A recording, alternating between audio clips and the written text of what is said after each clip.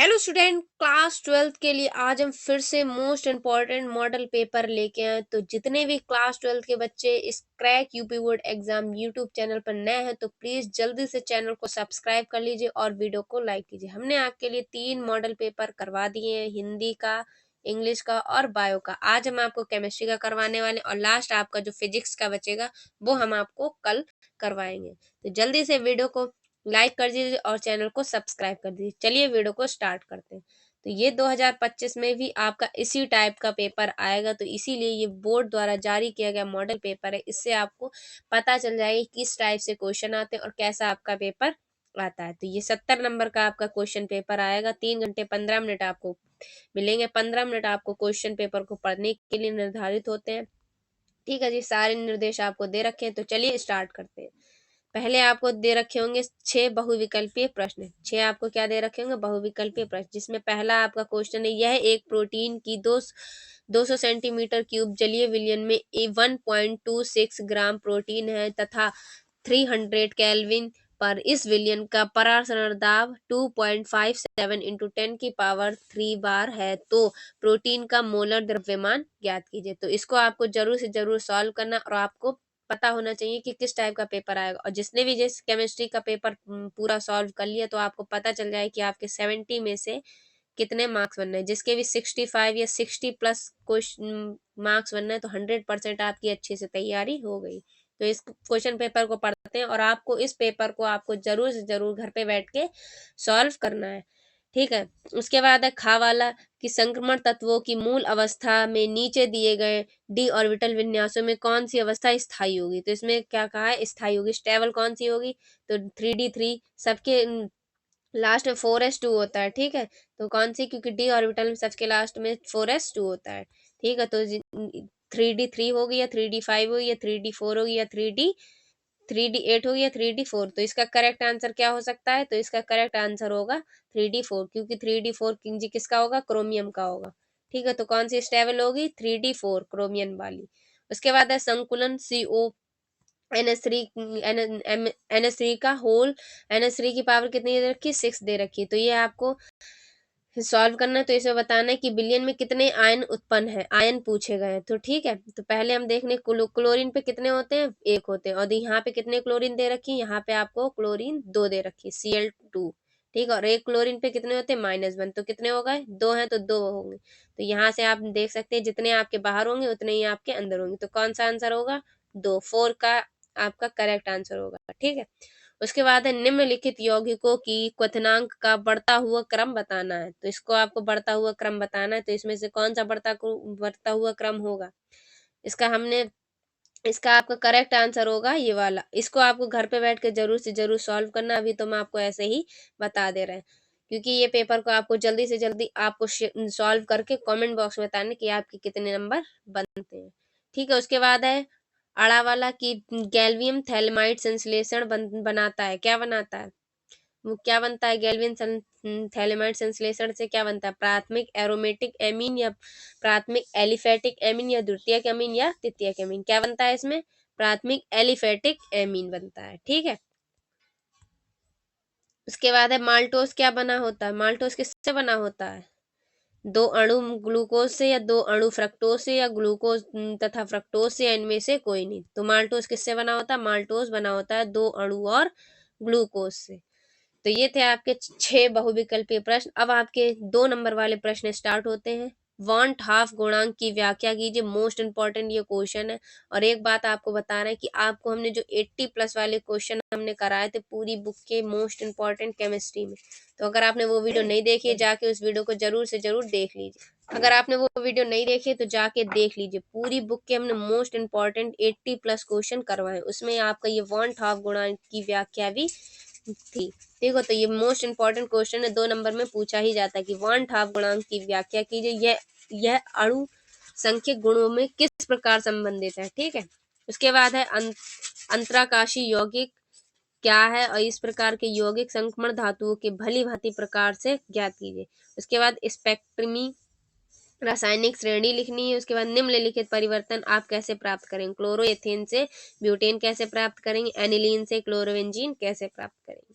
उसके बाद है क्वेश्चन नंबर 3 का एक आपको न्यूमेरिकल दे रखा है, इस टाइप के न्यूमेरिकल्स आपको हमने करवा दिए हैं। अगर आपने वो वीडियो नहीं देखी तो लिंक डिस्क्रिप्शन बॉक्स में है। हमने सारे ही पूरी बुक इंपॉर्टेंट क्वेश्चन आपको करा दिए बिलियन वाले चैप्टर के भी। ठीक है, तो इसमें आप ये एक आपको न्यूमेरिकल दे रखा, बहुत ही ईजी है। हिमांक की गणना करनी है और हिमांक अवनमन निकालना है। ठीक है, उसके बाद निम्नलिखित अभिक्रियाओं में प्रयुक्त अभिकारकों के नाम लिखने हैं। इसमें आपके अभिकारकों के क्या लिखने हैं, नाम लिखने हैं। प्राथमिक अल्कोहल का कार्बोक्सिलिक अम्ल में ऑक्सीकरण, तो कौन सा अभिकारक बनेगा वो आपको नाम लिखना है। उसके बाद प्रोपेन टू ऑल का प्रोपीन में निर्जलन। ठीक, उसके बाद निम्नलिखित में से भेद आपको विभेद कीजिए। एसिटल्डिहाइड तथा एसीटोन और एसिटोफिनॉन एवं वेंजोफिनोन में आपको विभेद लिखना है। तो हमने इसमें से आपको ये वाला विभेद करवा दिया। अगर आपने वो भी नहीं देखा है तो देख लीजिए, पूरी प्लेलिस्ट बनी है इंपॉर्टेंट क्वेश्चन की, जाके देख लीजिए। ठीक है, उसके बाद है क्वेश्चन 3 का गा। डीएनए में पाए जाने वाले चार क्षारकों के सचित्र चार क्षारकों की संरचना बनानी है। जो डीएनए में पाए जाते हैं उसमें आपको चार क्षारकों की क्या बनानी है, संरचना बनानी है। 2 नंबर का क्वेश्चन है। उसके बाद आपके स्टार्ट होगा 3 नंबर वाले क्वेश्चन, 4 वाले। आसवन के द्वारा शुद्ध एथेनॉल प्राप्त करना संभव क्यों नहीं है? ऐसे द्विंगी मिश्रणों का क्या नाम दिया जाता है जो सामान्यतः राउल्ट के नियम से विचलन दर्शाते हैं और जिनके अवयवों को आसवन द्वारा अलग नहीं किया जाता है? ये मिश्रण कितने प्रकार के होते हैं? तो ये क्वेश्चन आपको सॉल्व करना है, 3 नंबर के क्वेश्चन है। उसके बाद है कि वैद्युत अपघट्य के विलयन की चालकता एवं मोलर चालकता की परिभाषा देनी। तो वैद्युत अपघट्य के विलयन की चालकता और मोलर चालकता की आपको परिभाषा देनी है। और लिखा है सांद्रता के साथ इनके परिवर्तन की विवेचना कीजिए। उसके बाद है गा वाला क्वेश्चन, या अभिक्रिया ए के प्रति प्रथम तथा बी के प्रति द्वितीय कोटि की है। तो इस अवकलन वेग समीकरण लिखिए और बी की सांद्रता 3 गुनी करने से वेग पर क्या प्रभाव पड़ेगा ये लिखना है कि ए तथा बी दोनों की सांद्रता दुगुनी करने से वेग पर क्या प्रभाव पड़ेगा। तो ये सब आपको बताना है। उसके बाद निम्नलिखित का कारण, क्रोमियम पर ये बताना कि ये क्रोमियम प्रबल अपचायक है, मैग्नीज और प्रबल ऑक्सीकरण ये बताना। उसके बाद आपको ये बताना आयनों का D1 विन्यास अत्यंत स्थायी है। ठीक है, उसके बाद 5 वाला क्वेश्चन आपके जो 4 नंबर वाले क्वेश्चन है वो आ गए। प्राथमिक तथा द्वितीयक बैटरियों की तुलना में ईंधन सेल से क्या लाभ है? डिस्चार्ज होते ही समय सीसा संचायक सेल में होने वाली अभिक्रिया, जब बैटरी डिस्चार्ज होती है तो विद्युत अपघट्य घनत्व किस प्रकार प्रभावित होता है? उसके बाद है खा, आपको एक न्यूमेरिकल दे रखा है प्रथम कोटि अभिक्रिया का, तो ये सॉल्व करना है। उसके बाद प्रथम कोटि अभिक्रिया में 30% वियोजन होने में 40 मिनट लगते हैं, तो टी हाफ की गणना कीजिए। ये भी आपको बताना ही, इसमें ही आपको बताना पहले टी हाफ की गणना कीजिए। उसके बाद गा है कि ग्लूकोज तथा फ्रक्टोज के 2 सामान्य रासायनिक गुण की समीकरण लिखिए। और उसके बाद विटामिन ए व सी हमारे लिए क्यों आवश्यक होते हैं, उनकी महत्वपूर्ण स्रोत लिखिए। उसके बाद है द्विदंतुर और उभयदंतुर लिगैंड, ये मोस्ट इंपॉर्टेंट क्वेश्चन है ये भी। और उसके बाद है केलेट प्रभाव से क्या अभिप्राय है।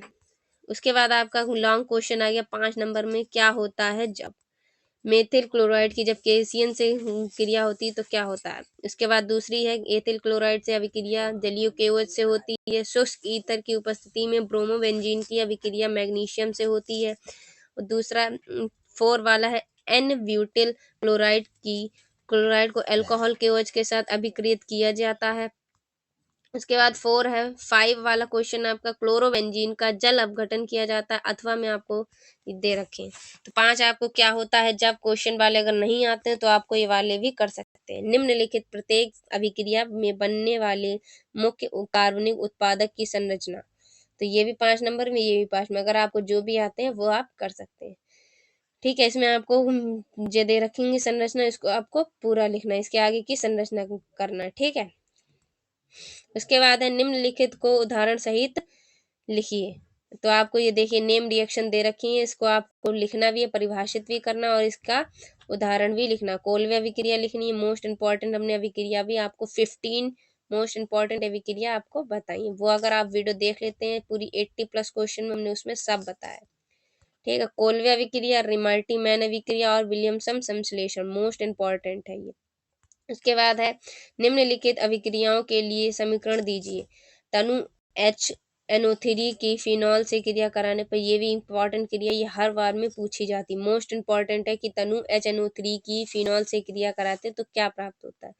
उसके बाद ब्रोमीन की CH2 में फिनॉल के साथ अभिक्रिया कराते तो क्या प्राप्त होता है। थर्ड, प्रोपेन 1 ऑल का क्षारीय केमनु 4 के साथ ऑक्सीकरण। उसके बाद 7 क्वेश्चन नंबर है, 5 नंबर में आपको लिखना है। इसमें लिखा है निम्नलिखित रूपांतरों को अधिकतम 2 चरणों में संपन्न करना है। ये जो आपको क्वेश्चन दे रखा है इसको आपको 2 चरणों में संपन्न करना है।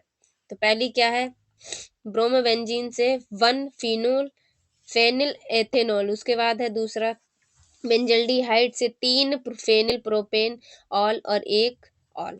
ठीक है। उसके बाद एथेनॉल से 3 हाइड्रोक्सी ब्यूटेनॉल। 4 वाला है बेंजोइक अम्ल से बेंजल्डिहाइड, ये भी मोस्ट इंपॉर्टेंट रिएक्शन है, बेंजोइक अम्ल से बेंजल्डिहाइड। और प्रोपीन से प्रोपेनोन से प्रोपीन आपको बनाना है। ठीक है। हमने जब हम पढ़ते थे तो हमने पूरी रिएक्शन का एक पेपर बना लिए थे जिसमें पूरी 100 प्लस हमने रिएक्शन इंपॉर्टेंट लिख ली थी। तो आप भी, अगर आपको रिएक्शन नहीं याद होती तो आप एक काम कर सकते हैं, आप एक पेपर लीजिए, उसमें आपको जितनी भी मोस्ट इंपॉर्टेंट आपकी रिएक्शन है सबको लिख लीजिए।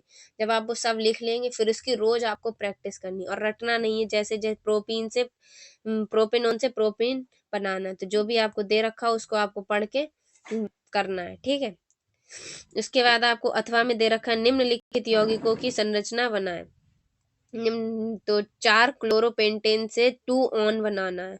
उसके बाद PP डाई हाइड्रोक्सी बेंजोफिनॉन बनाना है। उसके बाद हेक्स 2 ओइनिक अम्ल और 3 मेथिल ब्यूटेनल और P मेथिल बेंजल्डिहाइड आपको बनाना है। उसके बाद खा वाला क्वेश्चन, निम्नलिखित के कारण बताइए कि एथिलएमीन जल में विलय है जबकि एथिलीन नहीं है। तो इसके कारण बताना है आपको। एथिलीन फ्रीडल क्राफ्ट अभिक्रिया प्रदर्शित नहीं करती।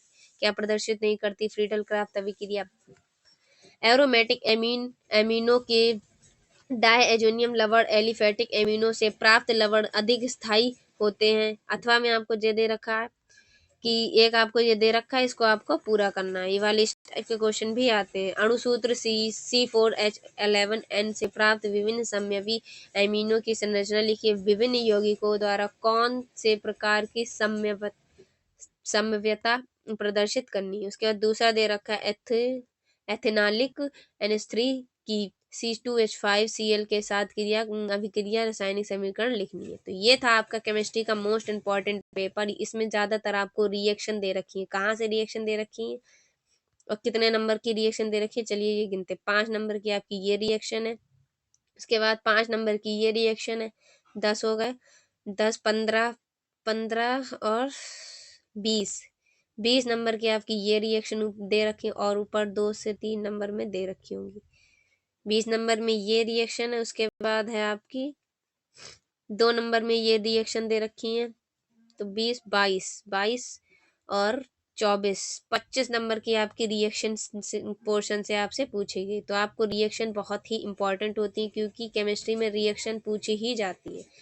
तो रिएक्शन को आपको तैयार करने का सबसे इजी वे है, तो आपको क्या करना है, एक पेज लेना जिसमें जितनी भी इंपॉर्टेंट, चाहे वो 100 चाहे वो 50 ही क्यों ना हो, मोस्ट इंपॉर्टेंट रिएक्शन सभी ही लिख लेनी है।